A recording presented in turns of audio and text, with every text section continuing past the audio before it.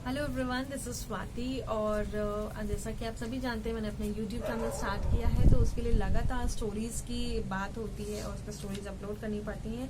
और मैंने कुछ स्टोरीज डाली भी हैं, कुछ अभी एक सॉफ्ट स्टोरी, एक जिसे हम कह सकते हैं ऑन ह्यूमैनिटेरियन ग्राउंड पे मैंने डाली थी और बहुत अच्छा रिस्पॉन्स उसको मिला है। तो अब उसी के साथ साथ जो अभी हाल ही में हमारे देश में जो कोरोना की आपदा तो आई थी, वहीं अब जो ग्रास हॉपर्स है, लोकस्ट हैं, उसके बारे में भी एक ये लोकस्ट की भी परेशानी आ गई है, यानी कि जिसको हम हिंदी में टिड्डी भी कहते हैं। तो इसका आगमन पाकिस्तान की तरफ से हुआ है, भारत में एंटर कर चुके हैं और करीब करीब ये 4-5 प्रदेशों तक पहुंच चुकी हैं। मध्य प्रदेश हो, हरियाणा हो, पंजाब हो, चाहे राजस्थान की हम बात करें या गुजरात की बात करें, इन सभी, महाराष्ट्र की बात करें, इन सभी इलाकों में ये पहुंच चुकी हैं। और आपको मैं बता दूं कि भारी संख्या में ये इनका पूरा का पूरा आप कह सकते हैं जत्था साथ साथ चलता है। भारी संख्या में ये लोग पहुंचते हैं और जो नुकसान ये करते हैं, वो नुकसान ये ऐसा नहीं कि इंसानों को शारीरिक तौर पे इंसानों को सीधा ये परेशान करते हों, बल्कि ये जो खेतों में लगी हुई जो फसल होती है, जो फसल लहलहा रही होती है, वो उसका नुकसान करते हैं। यानी कि सीधे के सीधे पूरे के पूरे खेतों को ये चट कर जाते हैं, उसको खा जाते हैं और जिससे जो हमारे जो किसान हैं उनको बहुत परेशानियों का सामना करना पड़ता है, क्योंकि इतनी मेहनत से बोई हुई फसल जो काटने को थी और अब वो एकाएक इन टिड्डियों के हमलों से वो बिल्कुल सफाचट हो गई है। तो आइए आज हम बात करेंगे इसी मुद्दे पर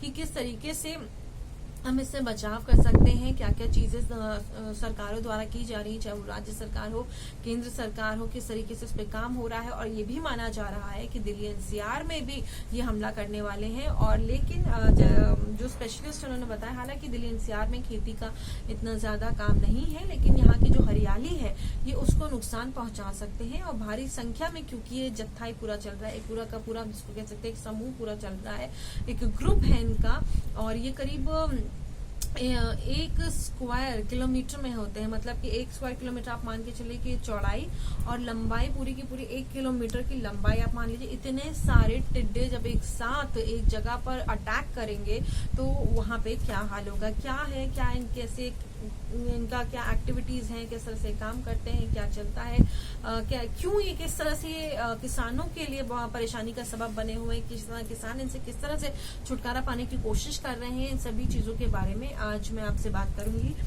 और जैसे कि मैंने आपको बताया कि पाकिस्तान की तरफ से ये चले हैं, भारत में एंटर कर चुके हैं और ये सबसे ज्यादा अटैक करते हैं कपास और सब्जी की खेती पे। हालांकि चाहे कोई भी फसल खड़ी हुई किसी को नहीं छोड़ते, लेकिन खासतौर पर कपास और सब्जियों के फलों की खेती पे इनका ज्यादा अटैक रहा है। पहले ही हमारा देश कोरोना की वजह से बहुत परेशान था, जिसकी वजह से किसानों को भी काफी परेशानी हुई थी, क्योंकि ट्रांसपोर्टेशन बंद हो गया था। सड़कों पर आप कह सकते हैं कि गाड़ियों की, ट्रकों की आवाजाही बंद हो गई थी, जिसके मद्देनजर उनकी जो फसल थी, यानी जो भी उन्होंने फसल काटी थी, उसका वो सही जगह तक, यानी कि वो मंडियों तक नहीं पहुंच पाई, जिसकी वजह से किसान पहले ही परेशान थे। और अब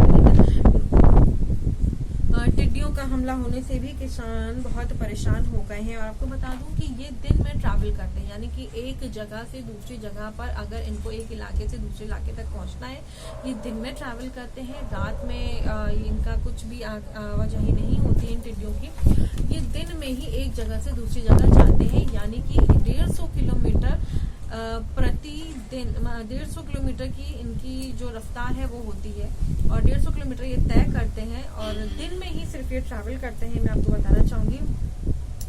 और जैसा कि मैंने आपको बताया कि ये डिस्ट्रॉय कर देते हैं, चाहे वो फल हो, फ्रूट हो, चाहे वो सब बच्चों की खेती हो या फिर कुछ और भी जो भी किसानों की खेतों में चीजें लगी हुई हैं, उन सभी को ये डिस्ट्रॉय कर देते हैं।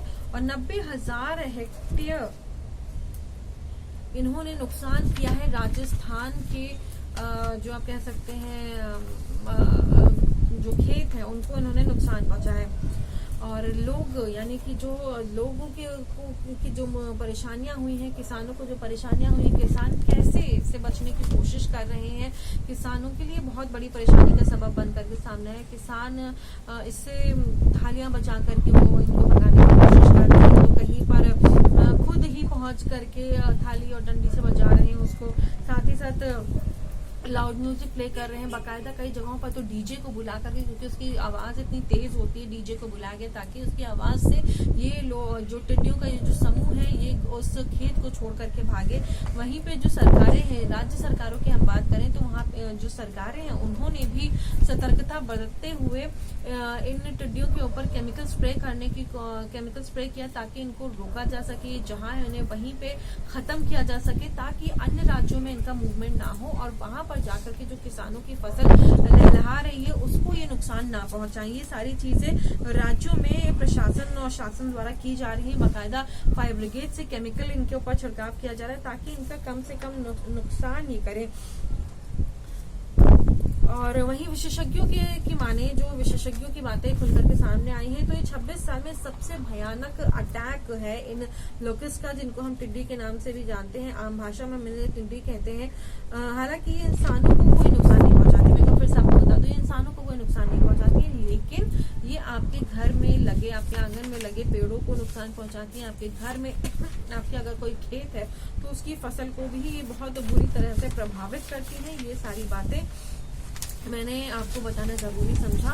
और अब बात कर लेते हैं कि क्या क्या चीजें इनको रोकने के लिए, इनकी रोकथाम के लिए क्या क्या चीजें हो रही। तो राजस्थान में ड्रोन से, यानी कि ड्रोन खेतों के ऊपर जो ड्रोन जाते हैं उनसे छिड़काव किया जा रहा है, केमिकल्स का छिड़काव किया जा रहा है ताकि जो जहां है वो टिड्डियां वहीं पे मर जाएं, उनको वहीं पे ही रोक दिया जाए। और पंजाब में भी कीटनाशक छिड़काव के लिए बाकायदा 1 करोड़ रुपए का आवंटन किया गया है और पंजाब के हर जिले में कंट्रोल रूम भी बनाया गया है ताकि इनका मूवमेंट कहाँ हो रहा है, कैसे किस तरफ ये जा रही, हवा किस तरफ जा रही है और किस तरफ इनका मूवमेंट हो रहा है, इसके बारे में जानकारी हो ताकि अन्य राज्य जो है उनको समय से सतर्क किया जा सके कि आपके राज्य की तरफ या आपके शहर की तरफ इनका मूवमेंट हो रहा है, तो समय रहते ही चीजों का अरेंजमेंट्स कर ली जाए ताकि इनको रोका जा सके। ये सारी चीजें हाल फिलहाल चल रही हैं। वहीं पे हम बात कर लेते हैं कि कुछ फैक्ट्स को लेकर के कि भारत में टिड्डियों से निपटने के लिए लोकस्ट वार्निंग ऑर्गेनाइजेशन बनाई गई है, बाकायदा LWO जिसे हम कहते हैं, लोकस्ट वार्निंग ऑर्गेनाइजेशन बनाई गई जिसका हेडक्वार्टर्स जोधपुर में बनाया गया है। यहाँ पर सभी सारी आप कह सकते हो लोकस्ट से रिलेटेड, जो इन्होंने अटैक किया इससे रिलेटेड सारी इंफॉर्मेशन इनके पास होती है और यहाँ से इसका संचालन होता है। ये हेडक्वार्टर बना के यहाँ से इसका संचालन होता है कि कहाँ पे किस तरीके की कैसे रोकथाम करें, कैसे इसको प्रिवेंट किया जाए, कैसे इराडिकेट कैसे किया जाए, किन राज्यों में जब ये एंटर कर रही है, किस शहर में एंटर करें, वहां पे से किस तरह से रोका जा सके।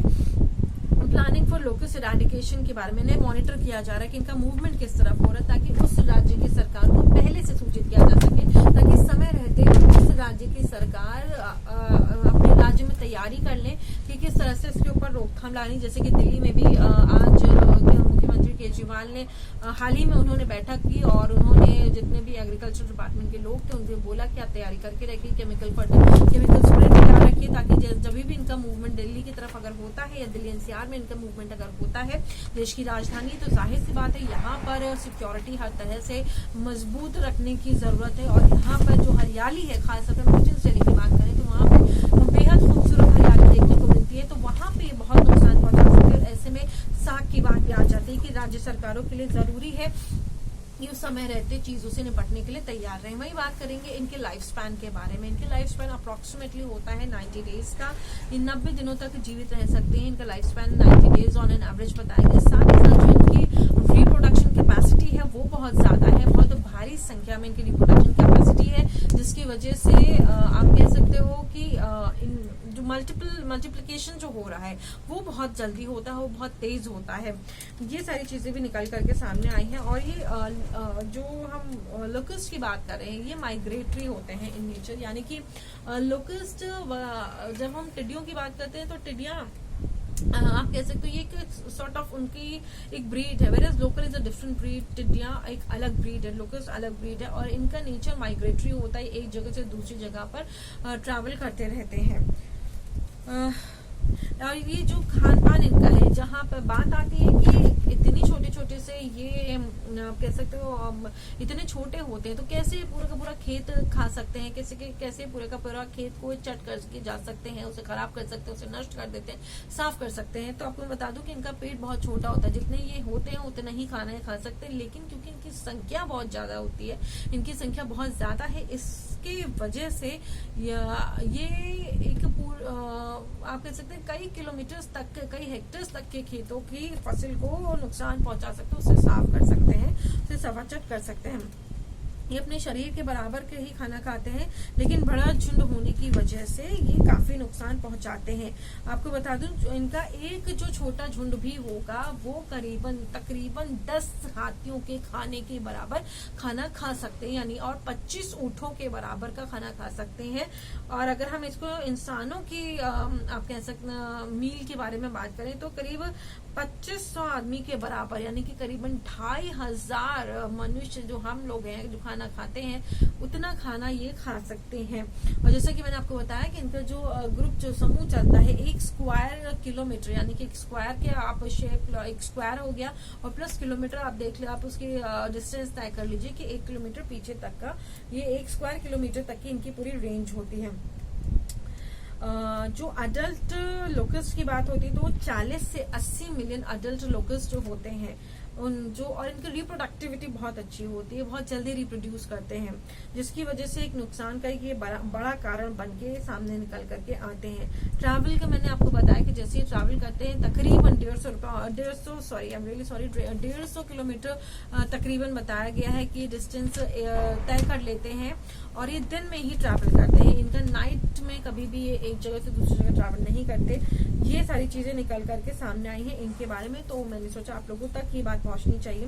और महाराष्ट्र से भी खबर आई है सामने कि महाराष्ट्र के अफसरों ने जो वहां पे जो कमेटी इनकी बनाई गई है, वहां पे ऑफिसर्स ने बताया है कि जब इनके ऊपर सर्वे किया गया तो ये एक बड़ा जाइंट ग्रुप जो चल रहा था, उस जाइंट ग्रुप से ये 2 ग्रुप्स में डिवाइड हो गए हैं। एक ग्रुप इनका मूव कर चुका है महाराष्ट्र के भंडारा की तरफ, तो वहीं इनका दूसरा ग्रुप जो है वो महाराष्ट्र के नागपुर के पासियोनी की तरफ मूव कर चुका है, यानी उस तरफ वो मुड़ चुका है। तो अब देखना होगा कि अभी कुछ दिन पहले खबर आई थी कि झांसी तक इनका समूह जो है, ये पूरा का पूरा झुंड जो है, लोकस्ट स्वैम जो है, ये झांसी तक तो पहुंच चुका है। आगरा से इन्होंने थोड़ा सा रास्ता चेंज किया क्योंकि आगरा में हवाओं की वजह से आप कह सकते हैं, या कुछ ग्रुप्स में इनका मूवमेंट कुछ हद तक चेंज हुआ है, और उसकी वजह से ये आगरा से हाल फिलहाल अभी आगरा नहीं पहुंचे हैं, झांसी तक ये पहुंच चुके हैं। जयपुर से भी तस्वीरें निकल करके सामने जिस तरह से आई हैं कि वहां से वीडियो कई रिलीज हुए थे, कई वीडियो सामने आए लोगों ने जो बनाए थे, उनके घर की छतें पूरी की पूरी सड़कें पट्टी पड़ी हुई थी इन लोगों से। तो मेरी आप लोगों से यही राय है, जो भी दिल्ली एनसीआर में लोग रह रहे हैं, बल्कि इसके आसपास के भी शहरों में और राज्यों में जो लोग रह रहे हैं, कि प्लीज बहुत ध्यान रखिए आप लोग अपने घरों का, अपने घरों के शटर्स, अपने घरों के दरवाजे आप बंद करके रखिए। कहीं ऐसा ना हो कि रात में आप सोएं और सुबह जब उठ करके देखें तो वही नजारा देखने को मिले जो राजस्थान के जयपुर के लोगों को देखने को मिला कि छत पर उनके पूरे लोकस्ट छाए हुए थे, पूरी तरह से उन्होंने एक अपनी चादर बिछा रखी थी। तो अभी के लिए बस इतना ही। एक स्टोरी में था कि एक इन्फॉर्मेशन आप लोगों तक पहुंचाना बेहद जरूरी था। अभी के लिए बस इतना ही, लेकिन हाँ, आप लोग जरूर जरूर जरूर सब्सक्राइब करिए मेरा ये चैनल। इसको आप लोगों के सपोर्ट की बहुत ज्यादा जरूरत है। उस बेल आइकन, एक जो बेल आइकन है उसको प्लीज हिट करिए, ताकि मेरी सारी स्टोरीज कमिंग डेज में मैं और भी अच्छी स्टोरीज लेकर के आपके सामने आने वाली हूँ। फील्ड वर्क मेरा लगातार चल रहा है, फील्ड वर्क से फील्ड से जो भी स्टोरीज है वो आपके सामने आने वाली है। So please do subscribe my channel, hit the bell icon, and then yes of course please share all my videos. मेरे जितने भी रिपोर्ट्स हैं, जो जितने भी वीडियोस अपनी फ्रेंड्स एंड फैमिलीज में आगे शेयर करिए। आप लोगों के बहुत ज्यादा सपोर्ट की हाल फिलहाल जरूरत है। So thank you so much, and please keep watching my channel.